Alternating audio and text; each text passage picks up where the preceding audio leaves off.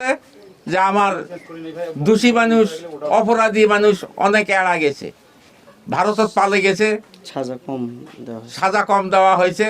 আর pommel Barua এ তো অত্যন্ত অপরাধী মানুষ, ওর কিন্তু ফাঁসি কাস্টমে দেওয়া উচিত ছিল। তাদের মাত্র 10 বছর কারাদণ্ড, ও তো এখন মনে করো যে ঘর দিল ছান্দার বাড়া। তাহলে আপনি এই রায়ে কি সন্তুষ্ট নন? না, অনেক মানুষ এড়া গেছে তো। আচ্ছা একটু দিয়ে শুনি ভাই, ভালো করে শুনি। আচ্ছা একটু কেন সন্তুষ্ট নন বাবা, একটু ঘটনাটা বলেন তো আপনি। দুইজনের তো ফাঁসি হয়েছে, যাদের অপরাধী তাদের গণকত এড়া গেছে। এই যে পাল্লা তো আসাদ মন্ডল, নাম বলা নিষেধ করে, তাও আমি বললাম।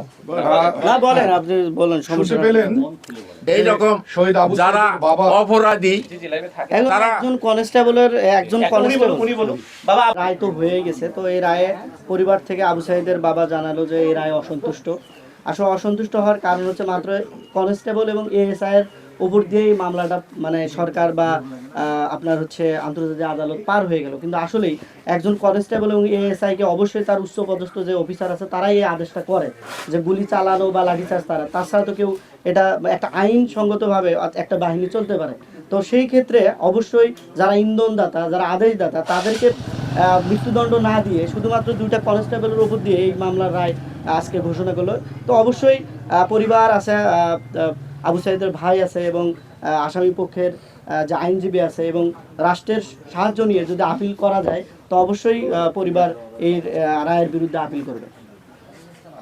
তিনি তার ছেলেকে নির্যাতন করেছেন, তার দাবি এই পমেল বড়ুয়ার আরো দীর্ঘ সাজা। শুধু 2 জনের যে ফাঁসি হয়েছে সেটি তারা মেনে নিতে পারছেন না।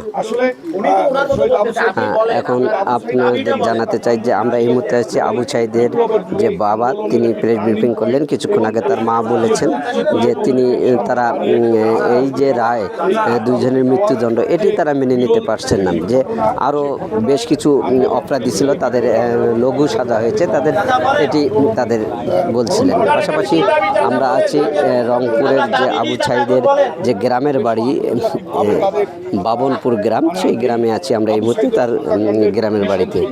সেখানে আমরা যদি আপনাদেরকে দেখাতে চাই আবু সাঈদের বিভিন্ন মেয়াদে শাস্তি দেওয়া হয়েছে। আসলে এই জুলাই গণ অভ্যুত্থানের যে হত্যাকাণ্ড হয়েছে, আসলে দিনের আলোর ন্যায় একটা সকলেই দেখেছে যে কারা হত্যা করেছে, কারা সম্পৃক্ত ছিল। তো মাত্র 2 জন আসামিকে মৃত্যুদণ্ড দিয়ে আসলে এই রায়টা আমার কাছে মনে হয় না সন্তুষ্ট। আমরা আমাদের পরিবার থেকে আমরা কেউ সন্তুষ্ট না। এখানে যারা যাবজ্জীবন যাদেরকে দেওয়া হয়েছে তারা নিশ্চিত তাদেরকে ফাঁসির আদেশ দেওয়া উচিত ছিল, কিন্তু বিজ্ঞ আদালত কি মনে করে যে তাদেরকে যাবজ্জীবন দিল।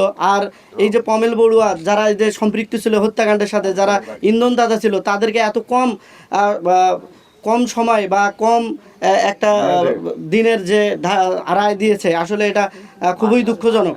এইভাবে যদি একটা এত বড় একটা মামলার রায় শুধুমাত্র 2 জন আসামিকে মৃত্যুদণ্ড দিয়ে যদি পার পায়, তাহলে আসলে এটা দুঃখজনক, খুবই দুঃখজনক। আমরা আশা করছি আসলে এই রায়ের যদি আরও অন্য কিছু করা যায়, আপিল করা যায়, করেও যদি সাজা বাড়ানো যায়, তাহলে অন্তত পরিবার থেকে সবাই খুশি থাকবে।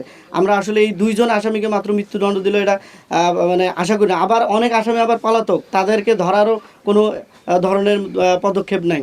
তো আমি এই পরিবারের পক্ষ থেকে বলতে চাই এবং প্রধানমন্ত্রী তারেক রহমানের কাছে দৃষ্টি আকর্ষণ করছি, যারা পলাতক আছে তাদেরকে ধরে এবং যারা আজকের যে রায়ের যে 2 জন মৃত্যুদণ্ড হলো এবং তাদের এই মৃত্যুদণ্ড দ্রুত কার্যকর করা হোক, এবং যারা যাবজ্জীবন যাদেরকে দেওয়া হয়েছে তাদেরকে আসলে ফাঁসির রায় দেওয়া উচিত ছিল। আসলে দুঃখজনক কিভাবে কি হয়ে গেল। আমরা আশা করছিলাম যে অন্তত 5 থেকে 6 জন আসামি এই মৃত্যুদণ্ড আদেশ পাবে। যাই হোক চাচা, আপনার কাছে আরেকবার একটু আসতে চাই। আজকের রায়ে অসন্তুষ্ট। এখন আমার ছেলের ঘেরের সাথে পরামর্শ করে বা আইনজীবীর ঘেরের সাথে পরামর্শ করে রাষ্ট্রের প্রধানের কাছে পরামর্শ করে এখন কি করা যাবে সেটা এখন পরে সিদ্ধান্ত করুন। আপনার 2 ছেলে তো আদালতে আছেন, যে তাদের সঙ্গে কোনো কথা হয়েছে? না, কোনো কথা হয়নি। তাহলে তাদেরকে কি বলবেন ওখানে আইনজীবীদের সঙ্গে কথা বলার জন্য? এখন এখান থেকে আর কেমন করে বলবো? 2 ছেলে যেহেতু ঢাকায় আছেন এখন আদালত প্রাঙ্গণে, এখন একটু মা আপনি একটু বলেন তো আরেকবার, যে আপনি বলতেছেন অসন্তুষ্ট হয়েছেন এই রায়টা, কেন এটা একটু বলেন তো জোরে মা। এখনো অপরাধীরা এসছে, অপরাধীরা তো হয় নাই, আইনও তো আসে নাই। অপরাধীদের আইনও টানি তারিখদের কাছে, সরকারের কাছে ধরি আর জনজনক ধরি আনি তার পাশে অসন্তুষ্ট।